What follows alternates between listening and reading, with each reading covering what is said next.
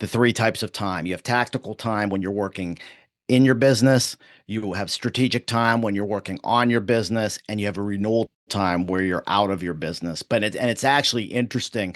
The more you grow and the more the more value and the bigger your business becomes, it's actually really, you need to take more renewal time. You need to take more time away from the Mm. shop because that's where the creative breakthroughs happen.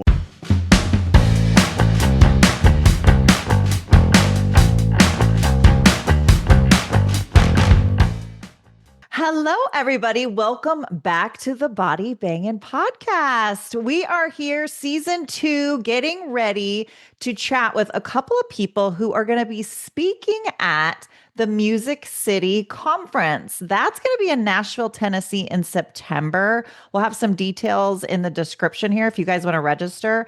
And they're two of my favorite people on earth. Love them both. Laura Gay and Matt DiFrancesco. What's up, my people? How you doing, Mickey? Good. We're Good. so I love coyly you, waving. Mickey. I love I you, Laura. know. So Laura, if you guys don't know her, you need to know her. She works with Consolidation Coach. She's a former shop owner. She's worked in the industry for years and years and has a heart to help the small business owners because she was one. And she does a fantastic job. So not only is she one of my besties, but anybody and everybody that has worked with Laura has just been so blessed and helped by her. So she's got a wealth of knowledge. So she's going to chat a little bit today with us and with Matt because Matt works with High Lift Financial and he helps shops create exit strategies because eventually, guys, we can't work forever. And do we really Right. want to? So he really helps with that piece of it. So the two of them together, Laura helps folks that are looking to sell their shops or purchase another shop. And then Matt helps you with the transition and all. They just work so great together. So the topic of their presentation is going to be building the value of your collision shop to exit on your terms. Great topic, you guys. Thank you. Thank you. Yeah. It's Thank you, So, Mickey. I think it's an important one because hazy goals give hazy results, and if you haven't mm, planned ahead, you might not get the outcome that you want. And I always say, any type of transition is like putting together a piece of a puzzle. It's really like this piece goes with that piece. But if you ever tried to put a puzzle together without seeing the picture on the box, well, we got to create the picture too. right. So true. And Matt actually well, they both have podcasts. Now we all have podcasts. Wow, how funny. Yeah. We're all a bunch of podcasting crazy people. I'm going to put all the links below. So if you guys want to check out any more of their content, you can. I won't get into all of it. So when your first topic, because I'm looking at, if you guys want to go register, you can go to mytcra.com and there's an explanation of each different session there.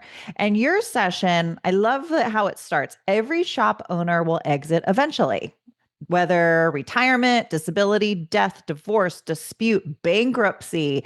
An exit is inevitable, yet many owners get stuck in the revolving 5-year plan of hmm procrastination. And wow, isn't that the truth? So, when you're hmm going to be talking to shops at the conference, Laura, what is your hope for them that they walk away with from your session? I really hope that people start to think that, hey, life is not infinite. Hmm. We need to start planning. Even if you're 30 years old, you need to start thinking about what that exit's going to look like. If you are going to go on a road trip with your family from Maryland to California, you're not just going to hop in the car and go. You're going to plan. You're going to put the address in the GPS where you're going. You're going to figure out, hey, I'm going to get to this hotel and the next hotel and the next city. And I'm going to do these things along the way. Well, just like you would do that in your own life, you need to do that in your business. And there's so many shop owners that they get into the grind every day of coming to the shop.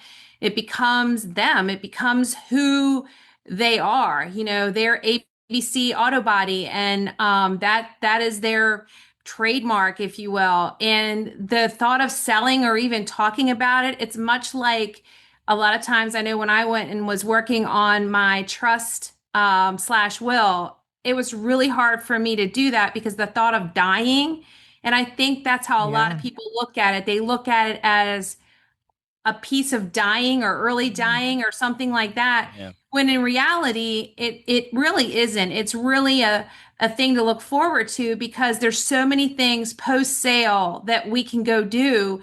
You know, whether it's me, like my dream, I can't wait till I retire because I want to get my motorhome and I want to travel all over the United States and look at all these cool things in the United States. Like Frank Ronaldo, he's like living my dream. Yeah. Him and Sandy, like I like watch their Facebook like hawks, and I just love it. And so I think that that's a big thing is for people to start to think about what that's going to look like and what those dreams are, because at some point we run out of tickets to the game of life, you know, or the Mm. fair of life, or whatever you want to call it. And what breaks my heart more than anything is I've had multiple clients, multiple sell. And then as soon as they sell, they're either sick in the process or they're sick right after the process, you know, and then they don't get to enjoy life, what they've worked so Mm. hard and all the sacrifices and things, you know. So I think for me, if people just really start to think about it, whether they're 30, 40, 50, 60, 70, whatever age they are, to really wrap their arms around it and really think about, well, what am I going to do? How am I going to do this? What does this trip look like from here until I retire, and start to work on creating a plan and not be so scared about it? Yeah, Yeah. and I just to add on to that, I think uh I had a conversation with Mike Anderson, he was on when he was on my podcast about a year ago, and Mike made a comment just really stuck with me. He said, you need to be thinking about your succession from the moment you open. And Mm. it's not even so much even sometimes about exiting, but what is your legacy going to become? I think about, I know Mickey, we're working with a common client, and he had come to, I did this presentation at the PPG conference, and he came, and he's a young guy, but he's not looking to exit, but he's looking to create a legacy for himself and eventually buy multiple shops and kind of create an empire that way. So that's where I think it's really important. And I think a lot of times, again, when you get to that point that Laura's talking about where you're burned out, you Mhm. think your only option is selling. Right. And there are a lot of other options that are there, that are available to shop owners. But again, sometimes having people kind of hold your hand through the process can help you to define what that vision is, what you really want your life to look like. Yeah, that's Yeah, I beautifully agree. said. Well, what is it, this saying of we think we've built a business, something along the lines of you think you've built a business, but if your business can't operate without you in it, you've just built yourself a job. Something like that. Yes. That's so true. I know Laura speaks about this a lot, and I address it all the time. There's a difference between being an owner and an operator. Okay, and a Yep. lot of times shop owners think they're owners, but because they're stuck in the day-to-day grind. I mean, I've run across a lot of these guys where they're just like, I'd love to be able to have time to do strategic thinking on my business, but I'm too busy. Yeah. I got to take care of this. I got to put out this fire. I got to put out that. Well, guess what? You do. You have a job. You have a very expensive job.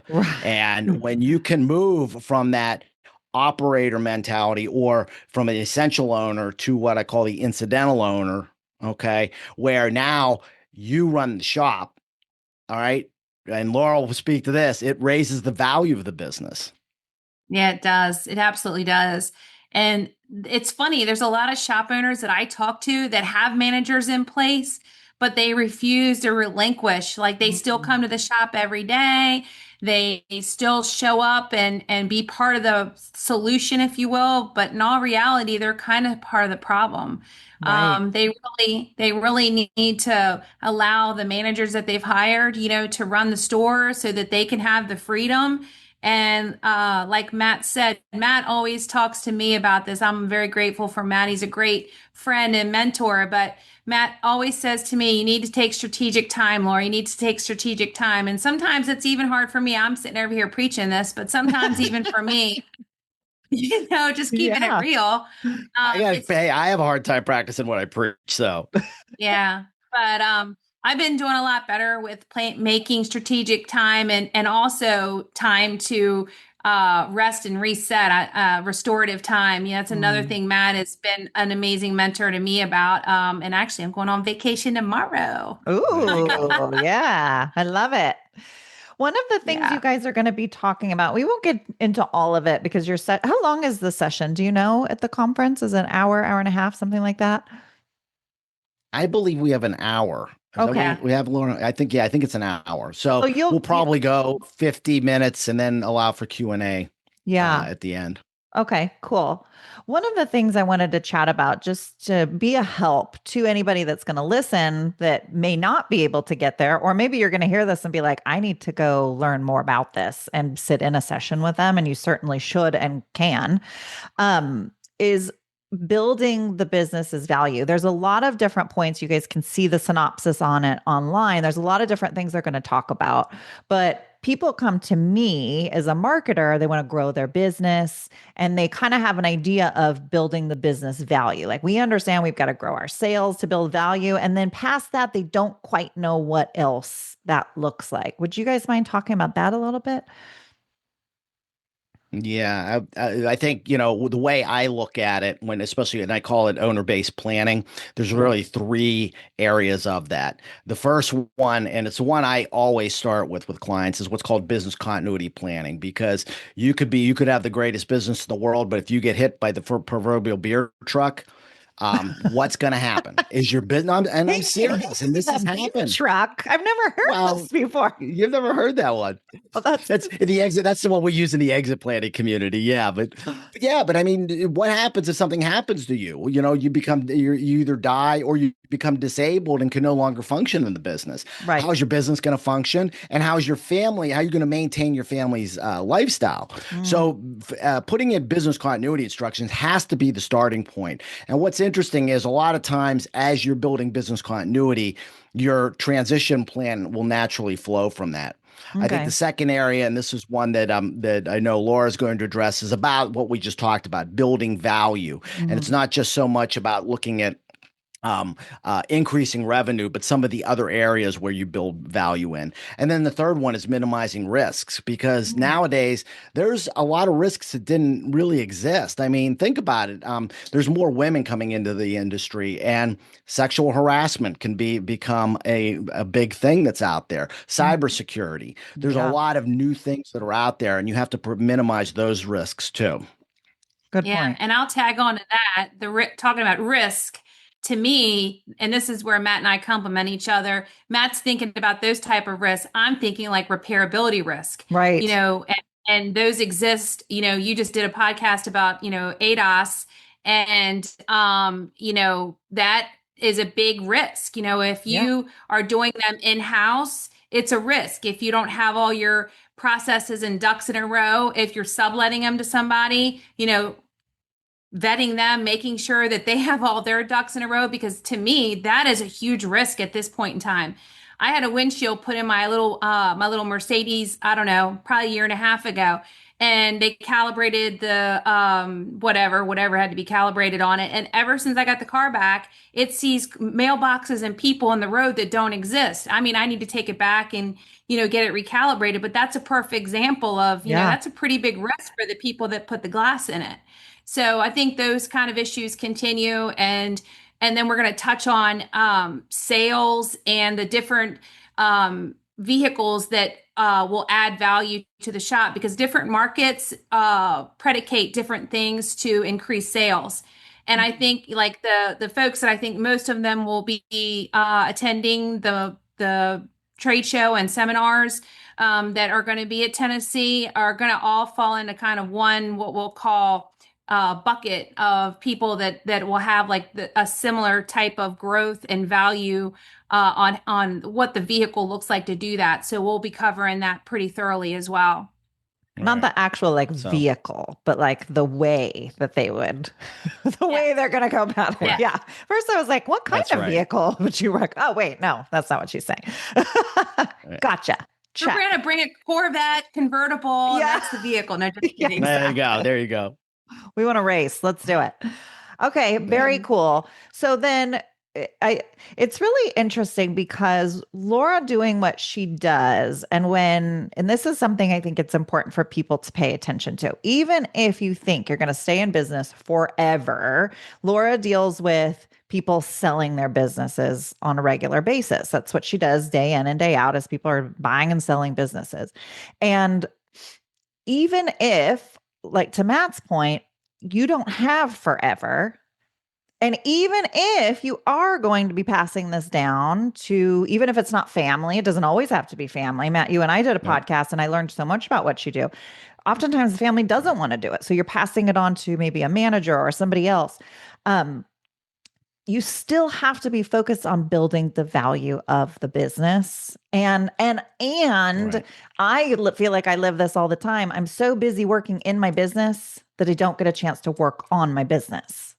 And it seems like this Correct. talk really speaks to that. Oh, yeah, Absolutely. tremendously. Yes, exactly. Because I learned that, and it's funny. And I thank you, Laura, for giving me credit, but I can't take the credit. It was my coach that taught me that about the three types of time. You have tactical time when you're working in your business, you have strategic time when you're working on your business, and you have a renewal time where you're out of your business. It's actually interesting. The more you grow, and the more value and the bigger your business becomes, it's actually really, you need to take more renewal time. You need to take more time away from the Mm, shop, because that's where the creative breakthroughs happen. When we get out yeah. of our environment, all right, our conscious mind begins to relax. But the amazing thing, and Napoleon Hill talks about this in Think and Grow Rich, that our subconscious mind then starts working on all of these things. And it's amazing. I mean, have you ever been on vacation and all of a sudden it's like you wake up at night or you're on the beach and all of a sudden this idea just popped? It's like, wow, why didn't I ever think of that? That's why. Right. So the bigger you become, the more a renewal time you need to take.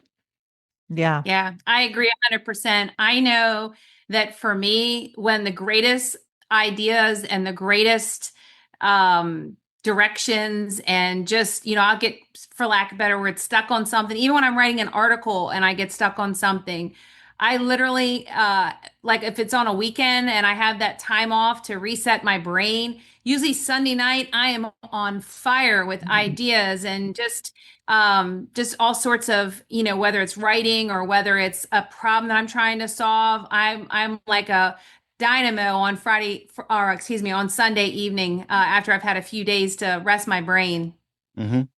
Oh yeah, Yeah. Well, and there's a it's real power that's in scientific. that. It's scientific the way that our brains are Oh yeah. wired. I spoke a little Hmm. bit about this at SEMA a couple of years ago that we actually can't be, we're living in our limbic system, which is fight or flight. And there's zero creativity that happens in that system when we're just go, go, go all the time. like it's made to Yeah. keep us safe because back in the day, we'd have to run from a lion and you're not going to be thinking about how you're going to sew a quilt, your next crafting project. Like you got to live. Right. So that's where this all comes from. So it's quite interesting when you understand this isn't just things that people say. This is actually how we're wired and it's meant Hmm. to be that way. But knowing that is beautiful and so helpful because then we can do different to maximize. And I think that's what you're talking about is like taking the time and the beauty of it too, Matt, is having a coach allows you to turn around and coach others. Yes. Oh, yeah, that's so true. It's actually interesting. I have a client who has three shops, and I mean, eventually he wants to grow, buy more shops, but he's really focused on developing his system so that he can really start to just duplicate these over and over.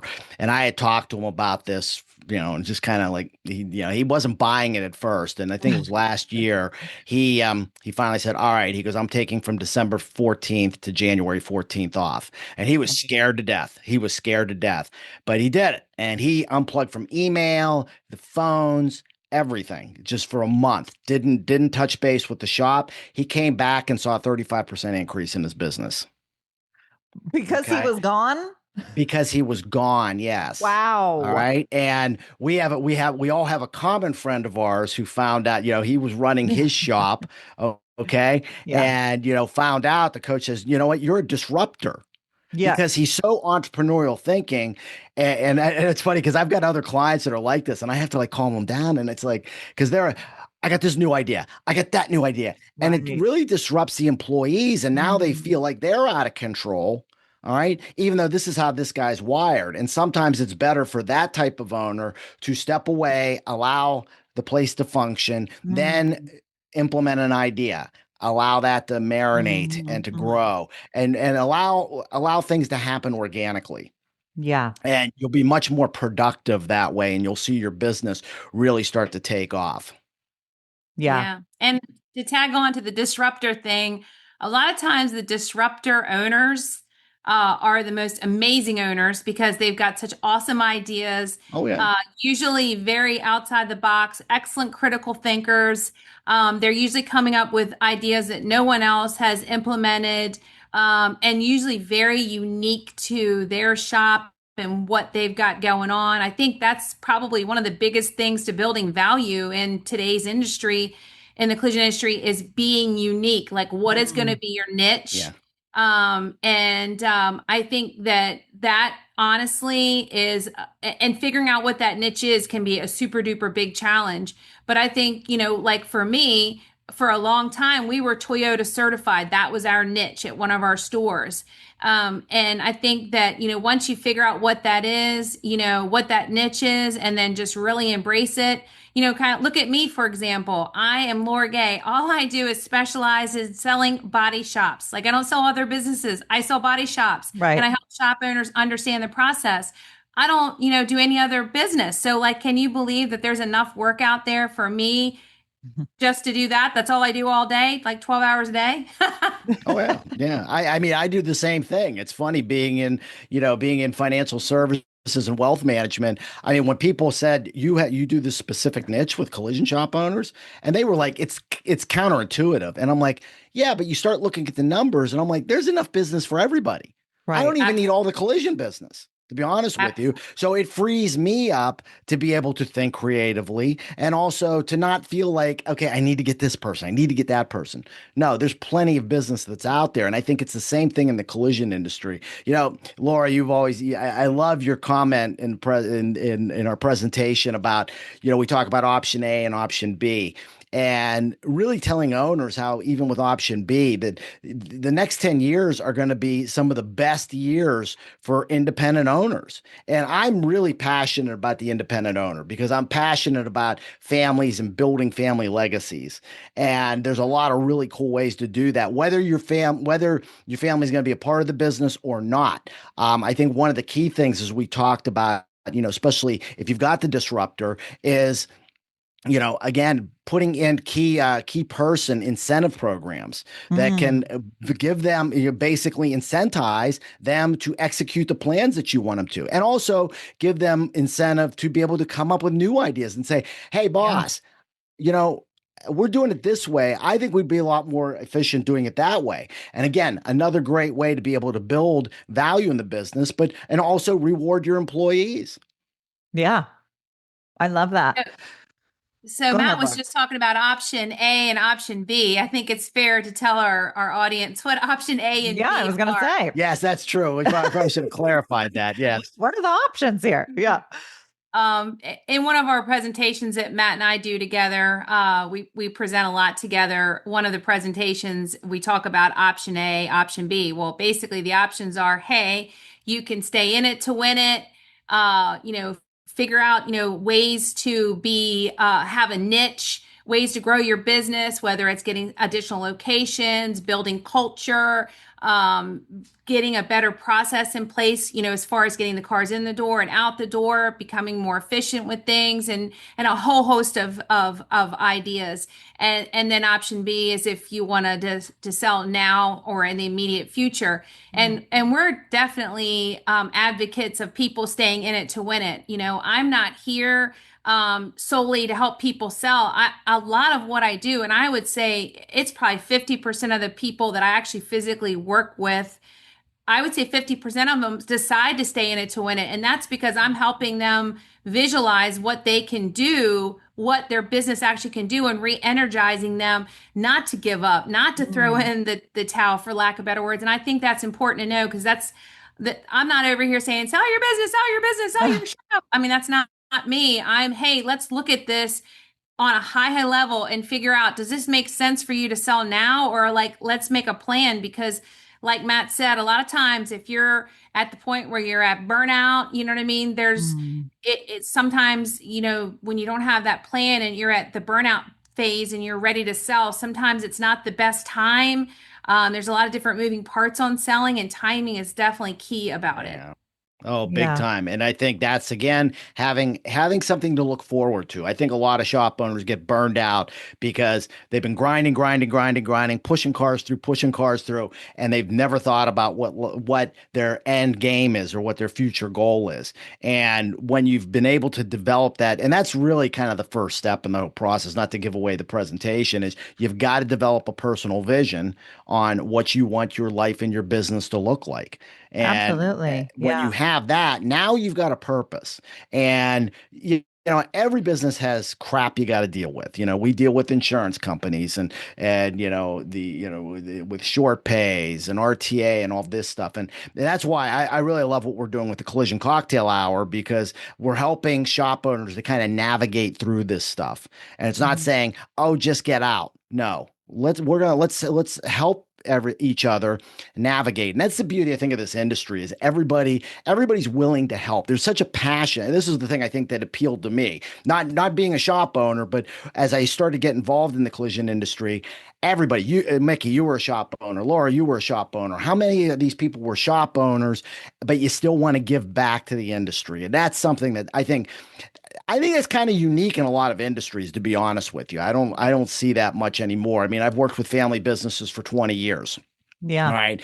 I don't see the propane people doing that. I don't see the Mm. HVAC people doing Mm. that. I don't see, contractors, they're not doing that stuff. So I think it's a really cool culture that's within the collision industry. And I think we all just want to help everybody to get the outcomes that they want. Yeah.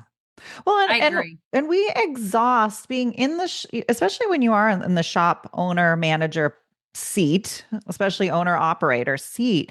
It's hard to see past what you got right in front of you because we're just in Right. the survival mentality of what do I got to get done today? What do we need to get done next week? We can't even think out a year, 5 years. So we were talking about in the beginning that loop, we get stuck in this loop because we're just so into I got to get through today. I got to get through to lunch. Sometimes it's just that. Yeah. And I think that's the beauty though of plugging into other things, going to conferences like the Music City Conference or your association or whatever conference or trade show you want to go to. Get in with 20 groups, listen to the Collision Cocktail Hour, tap into the people that help you see outside of this bubble that you're living in. And I think that's one thing that you guys are going to bring to your presentation is people are going Mhm. to expand their mindset outside of their everyday just dig, because that's what I do. I just dig all day. And we all need those people in our lives. So I think it's really cool for you guys. I get to do it on the marketing side for my clients because they don't know what they don't know. And Right. same thing for you guys.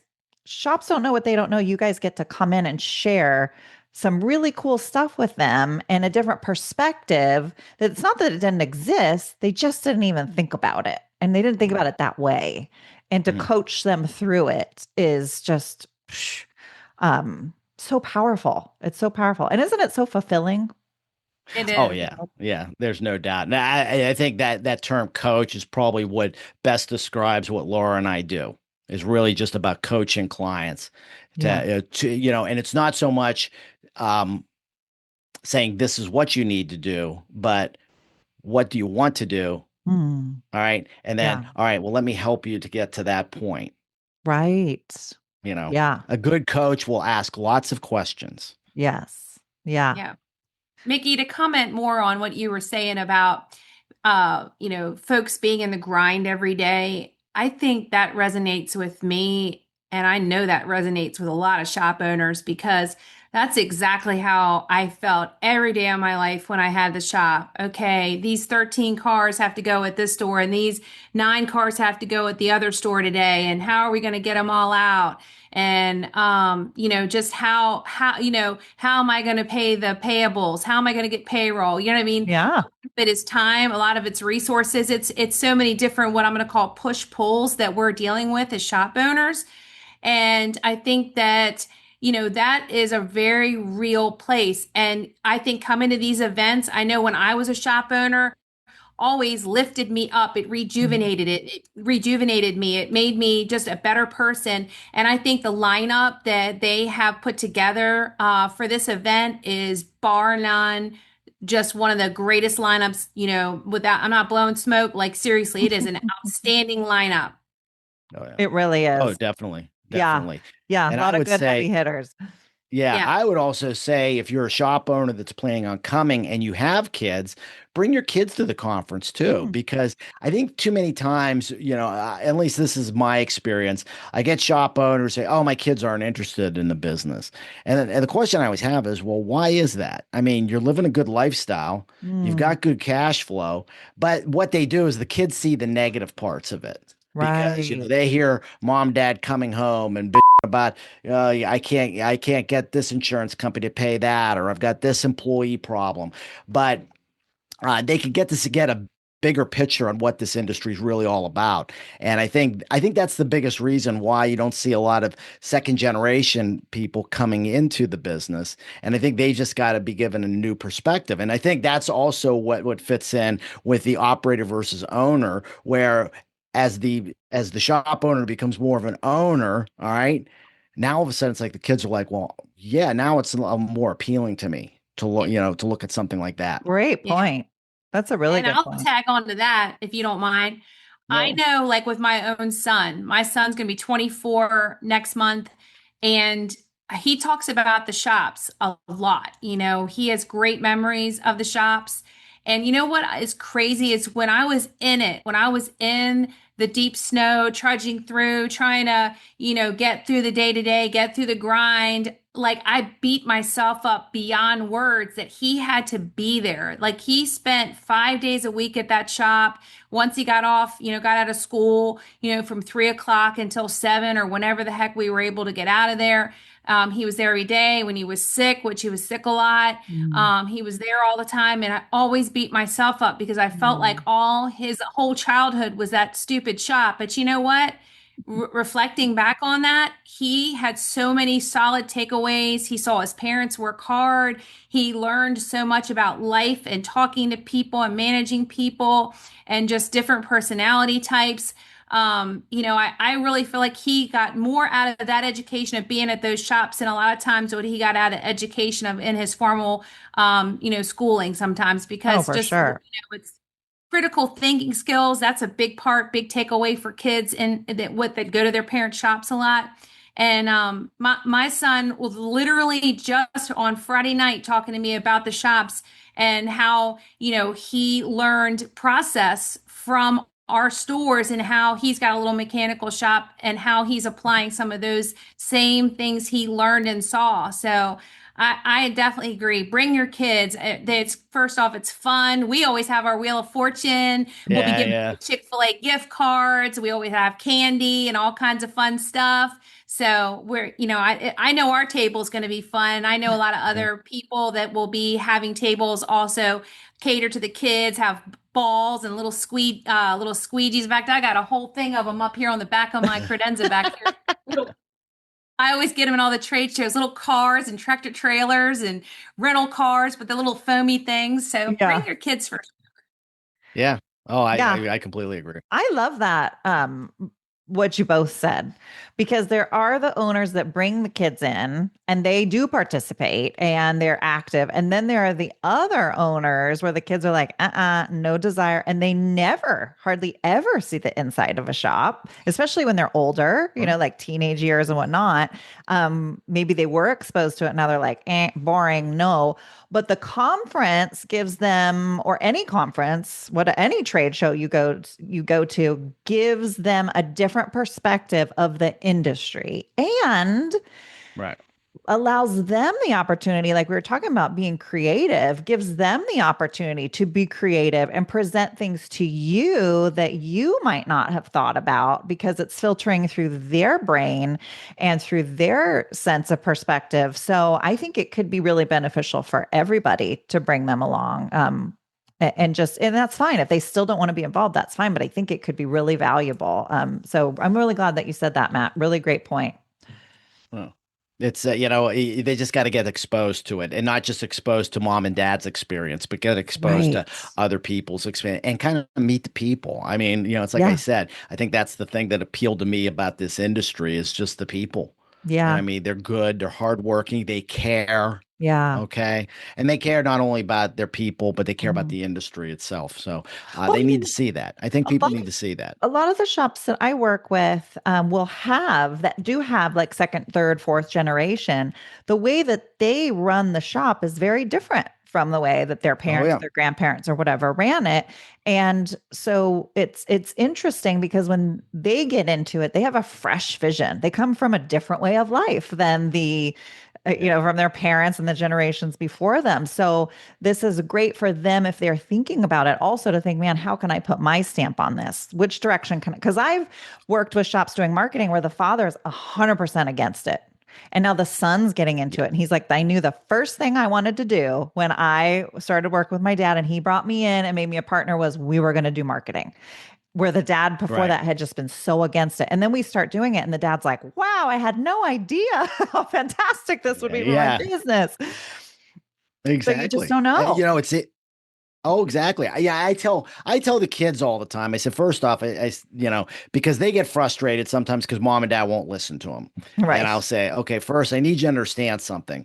Mom and dad built this business from the ground up. It is Right. as much of a child to them Mm. as you are. Okay. And so I need you to be cognizant of that because that's why you're going to have these difficult conversations. But I also go back to mom and dad and say, look, you know what? Your kids are human beings and that, they're intelligent and they've got good ideas. And you've got to be willing to open up because it's my dad used to always tell me, you give a kid uh, enough rope, just not enough to hang themselves. Right.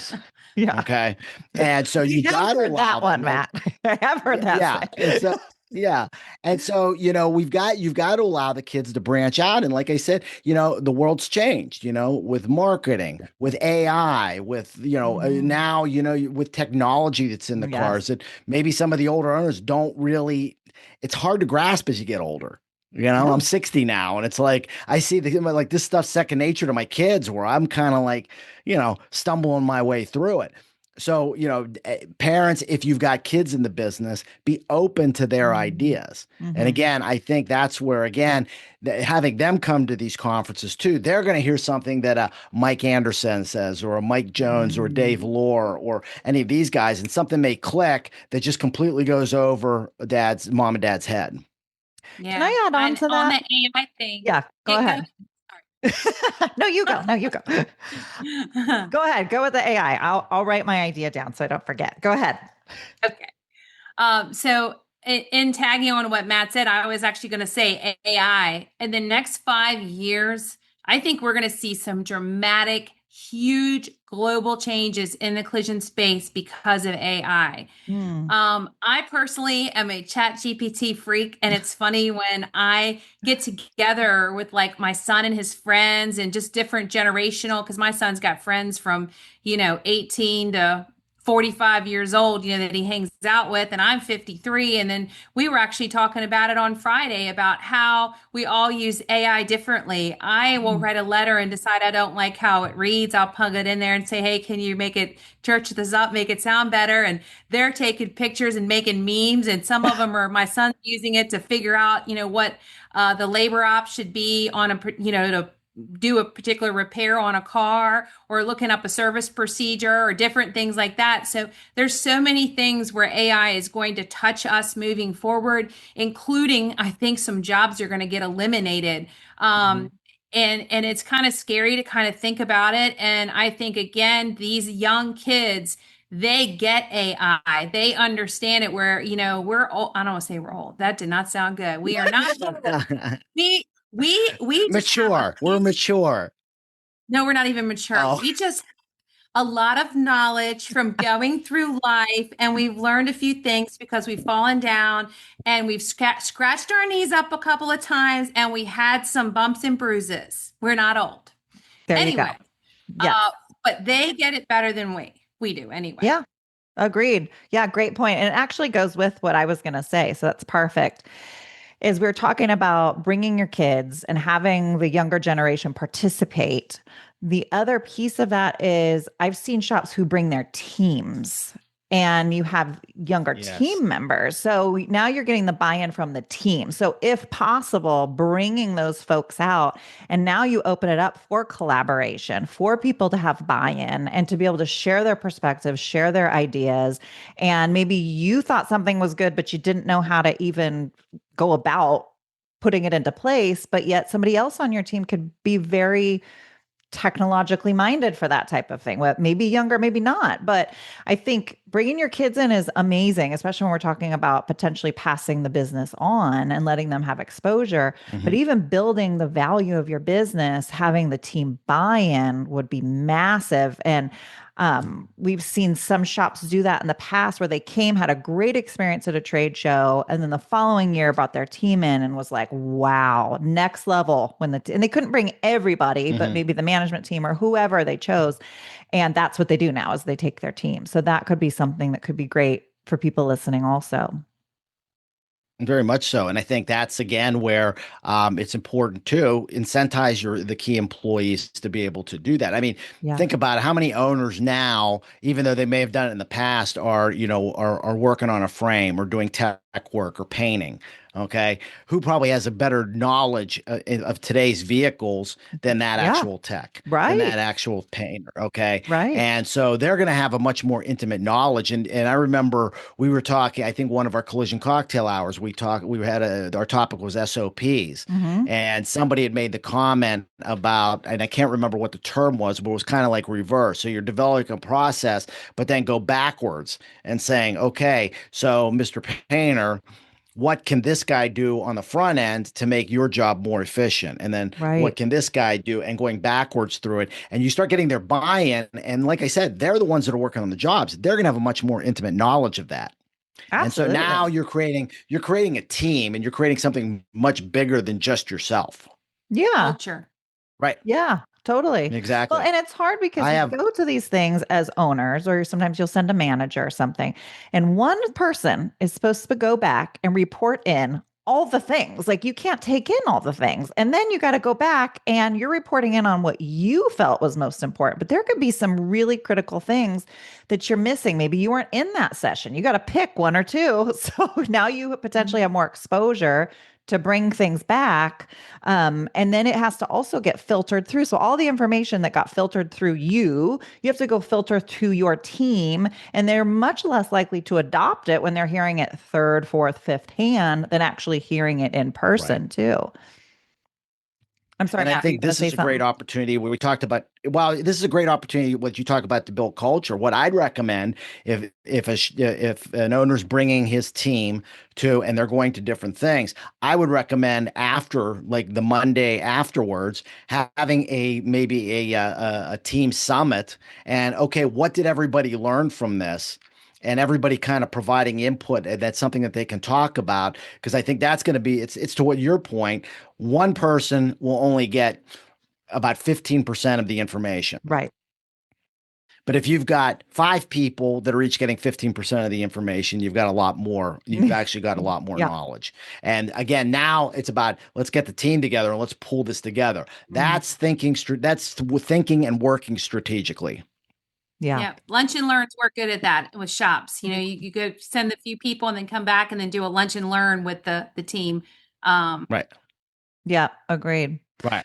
Okay, well, let's wrap it up for today. This was fantastic. For those of you guys, well, a couple things. If you want to connect with Laura, her links are going to be in the description. She's got a podcast now with Body Shop Business talking about consolidation and what's happening in the consolidation world. Is that right? Am I summarizing that properly?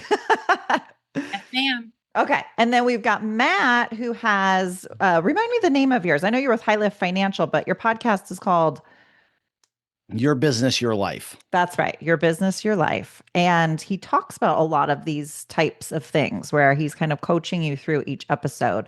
So, two great podcasts to check out. Links will be below. And then, obviously, if you, Nashville, Tennessee, I mean, it's just really an excuse to go to, who needs an excuse to go to Yeah, Nashville? yeah. And in September, the weather's good. So Okay. That's good to know. And Laura tells me there's a honky tonk. right next door to where the conference is going to be. But there's a whole Okay. bunch of them. And let me just tell you, I cannot wait to go. I'm going to probably Oh go no. 2 days early so I can get my groove on before we have to start get serious. I might have to stay away from you, Laura, because you might Yeah. drag me out to like the white elephant, or whatever. Oh my gosh. No, Kid Rock. Kid Rock is where you'll find me. That's one of Kid my Rock. favorite jams. I love that. Okay. That's Okay. awesome. So I'm going to put the link below if you guys do you remember the date that the conference is offhand? Yeah, it is the September 26th and 27th. 26th and Yeah. 27th. Okay. So 26th Yep. and 27th in Nashville. The link is below so you can be able to book your hotel there and also register to attend. And Matt and Laura will be teaching a class and get more in depth on what we talked about today and building the value of your business, which is going to be awesome. So excited. Thank you guys so much for coming on. This was a blast. It was fun. It was fun. And anybody that comes, Laura will be taking you to Kid Rock. So